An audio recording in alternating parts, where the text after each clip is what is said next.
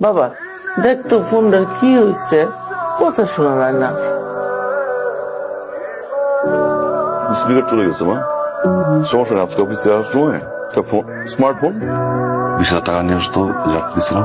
20,000 টাকা দিয়ে কি করবা? আমার সঙ্গে বললাম না যে ফোন কিনে নিব।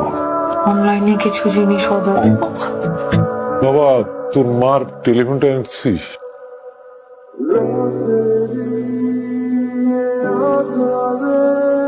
বাবা, টেলিফোন আনার জন্য যে টাকাটা আমার কাছে ছিল ওটা আমি অনলাইনে খরচ করে ফেলছি, সেই জন্য এই মাসে টেলিফোনটা আনতে পারে নাই। নেক্সট মাসের বেতন থেকে কিনে দিবে বলছে। মা, আপনি ততদিন চাইলে আমার ফোনটা ইউজ করতে পারেন। সমস্যা নাই।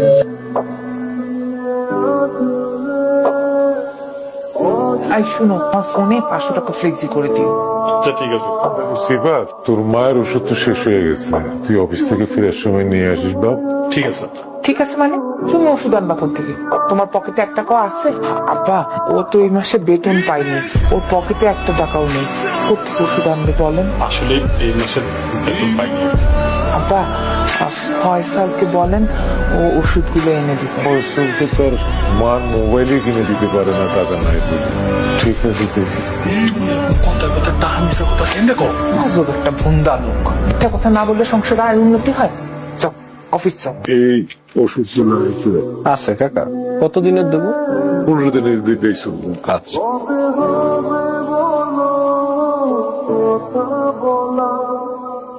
কাকা 2230 টাকা দাম হয়েছে। আমি ওই 2 দিন পরে এসে টাকাটা দিয়ে দেবো।